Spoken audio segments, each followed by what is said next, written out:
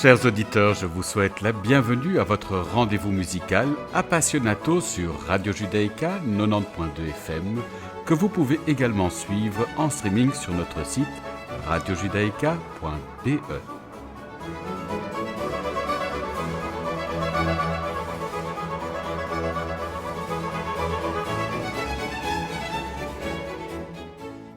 Nous avons l'immense plaisir d'accueillir aujourd'hui Anthony Romagnou qui vient nous présenter son nouvel album Perpetuum. Bonjour Anthony. Bonjour Frédéric. Alors je résume votre parcours. Vous étudiez le piano classique à la Manhattan School of Music de New York et passez plusieurs années à vous spécialiser en musique ancienne aux Pays-Bas. Passionné de jazz, vous continuez à vous former dans les domaines de l'improvisation, du rock indépendant et de la musique électronique ambiante. En tant que récitaliste classique, votre répertoire s'étend de Bird, Bach, Beethoven, Chopin et Brahms, souvent sur des instruments historiques, jusqu'à Ligeti, Crumb et la musique contemporaine. Vous collaborez avec Patricia Kopaczinskaya, avec les violoncellistes Peter Wispelwey et Benjamin Glorieux, avec le ténor Reinhold van Mechelen, le flûtiste Toshiyuka Shibata, et êtes également membre de Vox Luminis. Dans un autre registre, vous collaborez aussi avec le groupe de rock danois Efterklank. Vous êtes déjà produit dans de nombreuses salles d'Europe et notamment au Wigmore Hall de Londres, à la Salle Gaveau de Paris, au Concertgebouw d'Amsterdam, au Concerthaus de Berlin, à Beaux-Arts ainsi qu'au Festival Menuhin de Gstaad, mais aussi aux États-Unis et en Australie. Je vous propose de débuter notre entretien avec #HateBlues, extrait de l'album Nocturne. Notre invité a pour partenaire le trompettiste John Birdsong.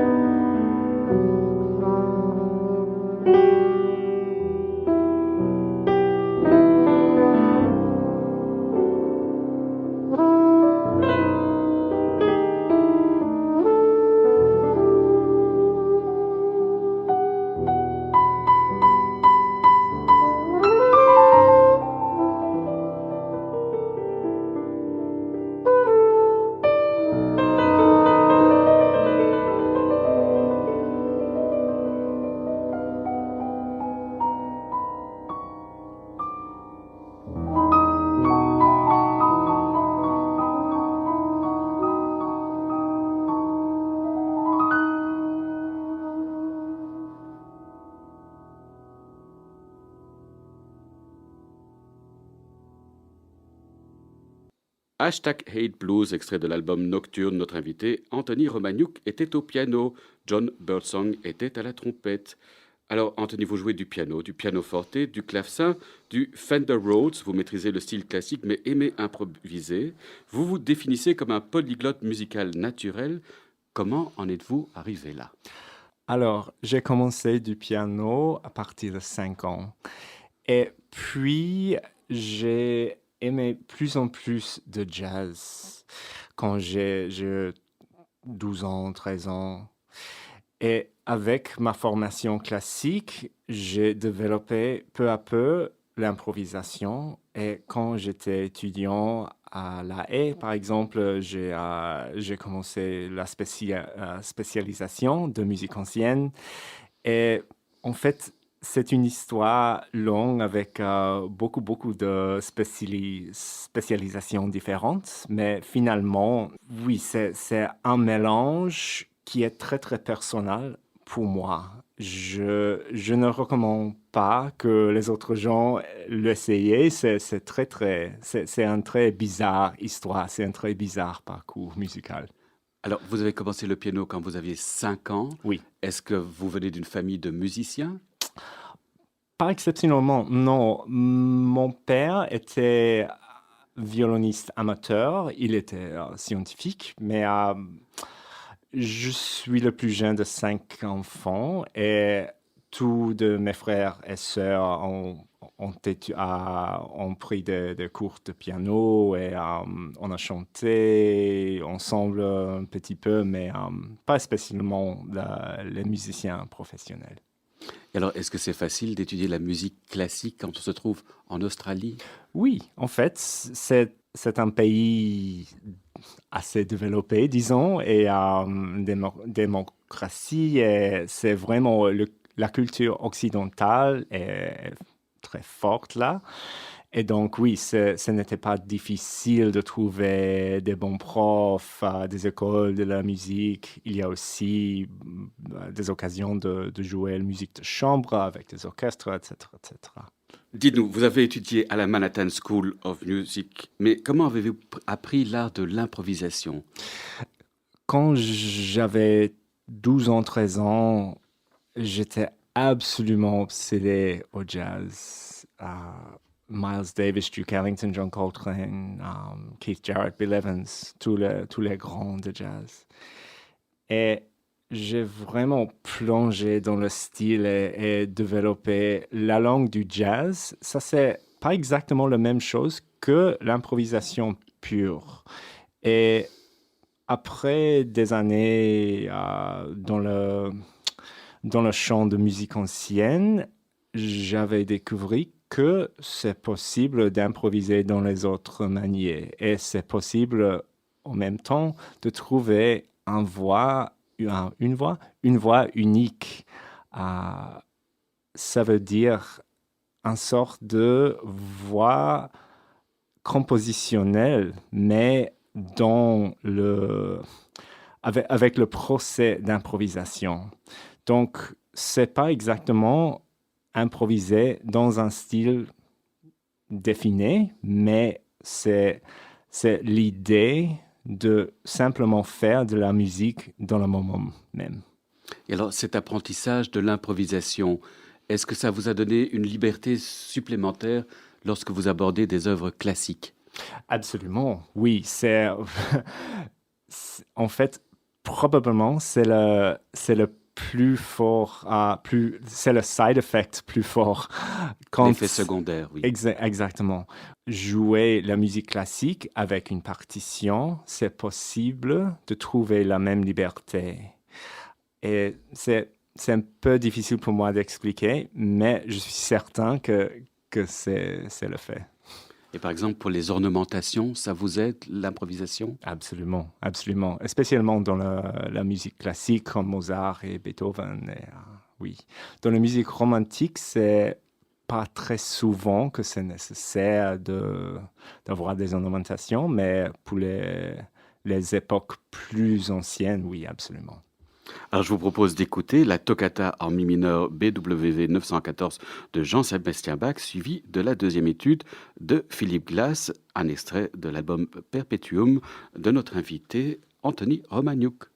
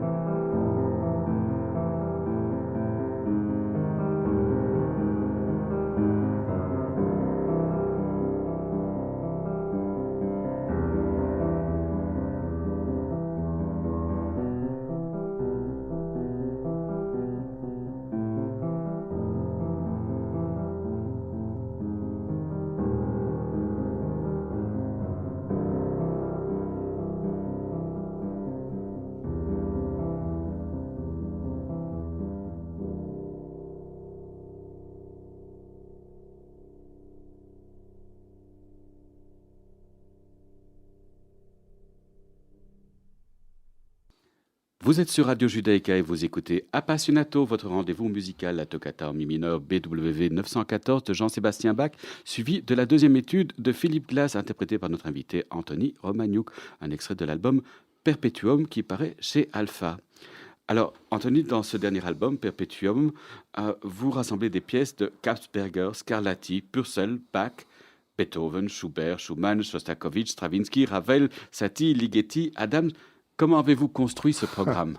À mon avis, la musique classique est un peu conservative dans la programmation. Ça veut dire souvent, pour moi, trop souvent, il y a un disque avec des sonates, avec un programme avec des préludes de Chopin, bien sûr, avec Winterreise, par exemple. J'aimerais bien de faire un mélange de styles, de faire un mélange de timbres et de faire des surprises pour les auditeurs. Et pour le répertoire, pour moi, j'étais inspiré par la musique en mouvement perpétuel. Donc, j'ai cherché des pièces. D'abord, je pense que la première pièce que j'ai trouvée, c'était le Adams China Gate. C'est absolument clair que c'est en mouvement perpétuel. Et puis, j'ai cherché des œuvres dans la période baroque. C'est facile de trouver des œuvres.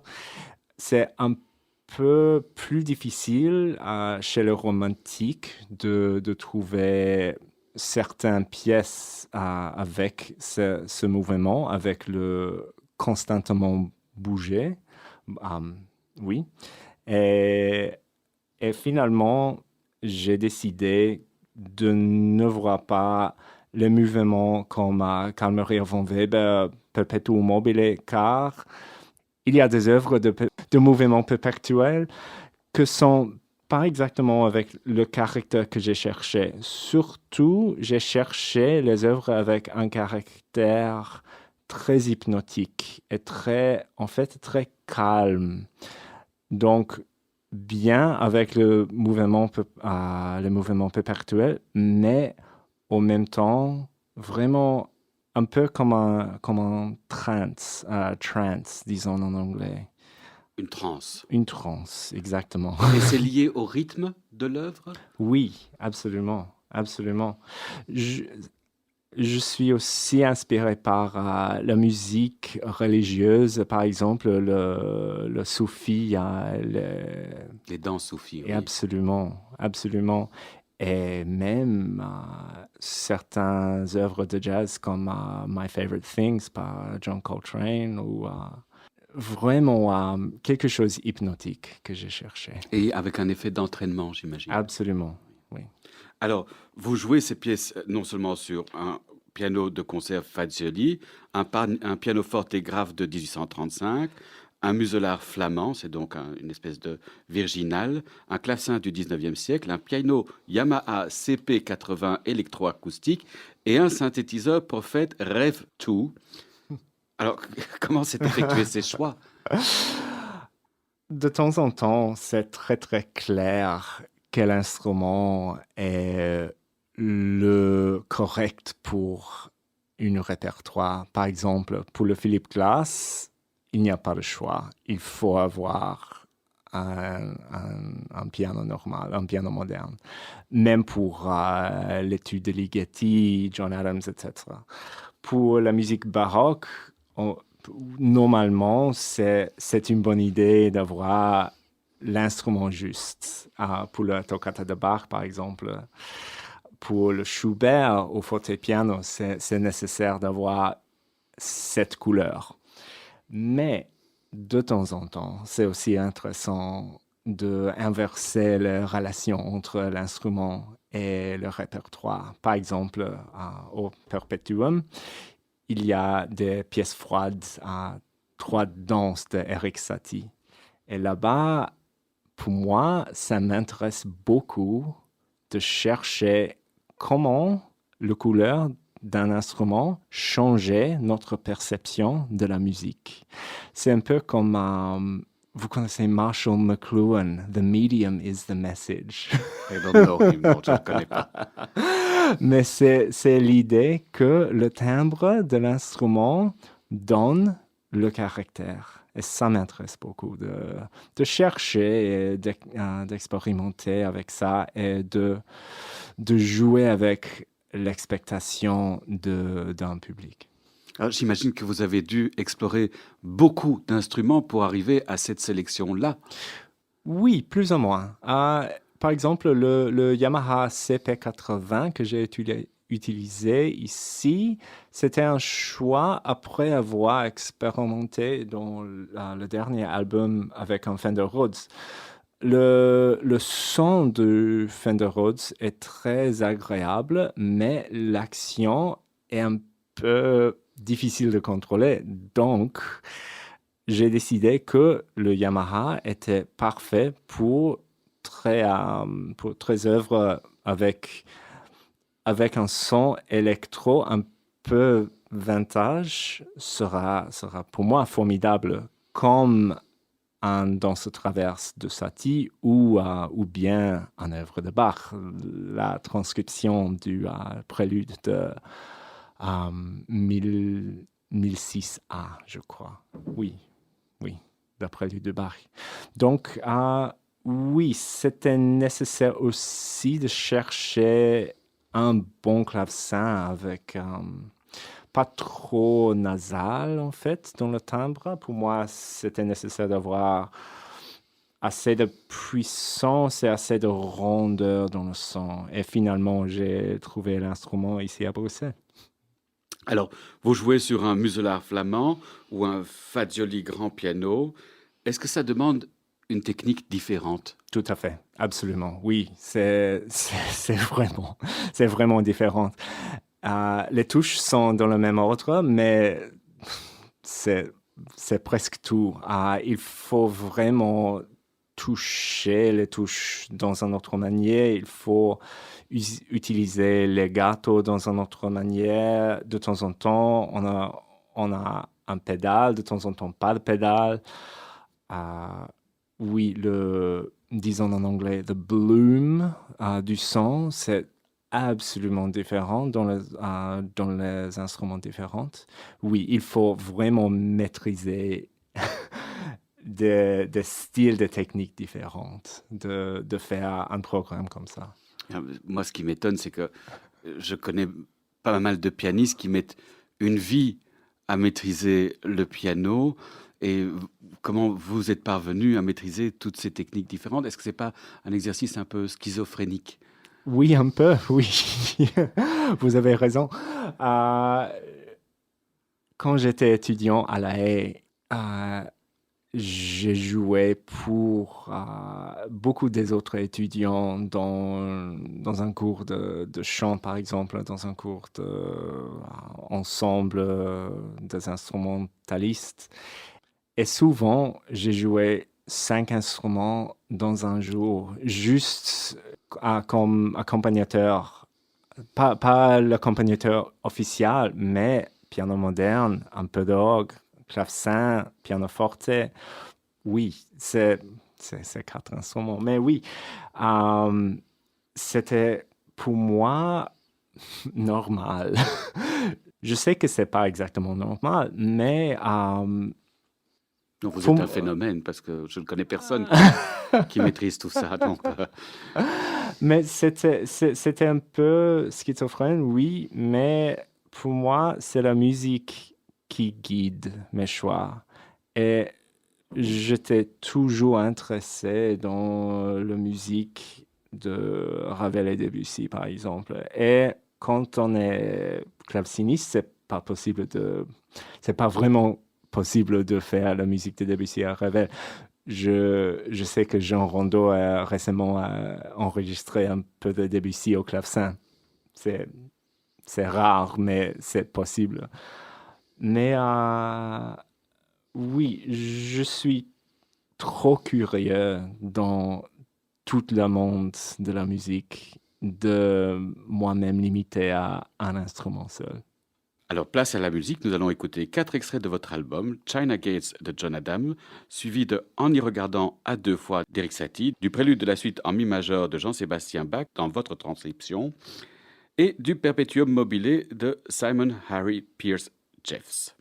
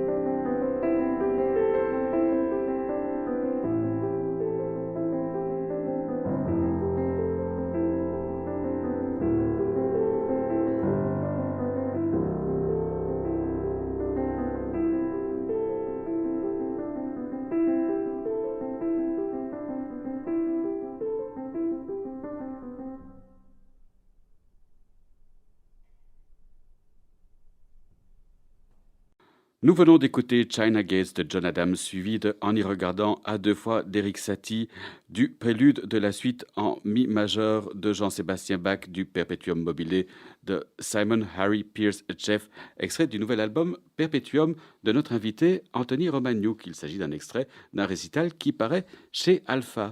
Alors Anthony, nous avons comme tradition d'offrir à notre invité le choix de partager avec nos auditeurs un morceau. Qu'aimeriez-vous nous faire entendre? Alors, on va écouter 3 nouvelles études jouées par Raoul Kochalski. Kochalski est mort dans 1948, donc il y a une fois, mais il a étudié avec Karol Mikuli et Karol Mikuli a étudié avec Frédéric Chopin. Donc, pour moi, Kochalski est la tradition pure de Chopin. Pour moi, il jouait comme un rêve. Et il n'y a personne qui jouait dans la même manière que lui. Pas Rubinstein, pas Paderewski, pas les autres. Il y a beaucoup de grâce dans son jeu, beaucoup de magnétisme, de liberté. C'est absolument extraordinaire ça qu'il fait. Il était une découverte de moi il y a 10 ans, il y a 12 ans, et j'étais absolument obsédé avec lui. Et est-ce qu'on peut encore jouer Chopin comme ça aujourd'hui, selon vous? Le jeu de Kochalski n'est pas le plus extrême, comme Vladimir Depachman, par exemple. Kochalski est vraiment sombre et logique dans ses choix, je trouve. Mais finalement, c'est le public devrait décider si c'est possible de le faire aujourd'hui ou pas. Alors nous l'écoutons maintenant.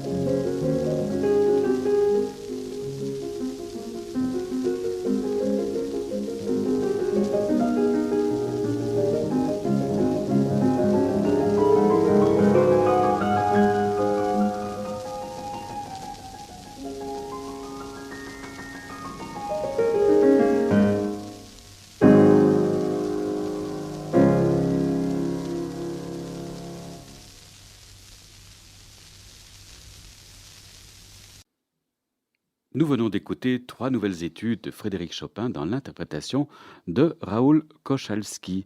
Votre émission de musique classique Appassionato touche ainsi à sa fin. Merci beaucoup, Anthony, d'avoir accepté notre invitation. Merci Frédéric.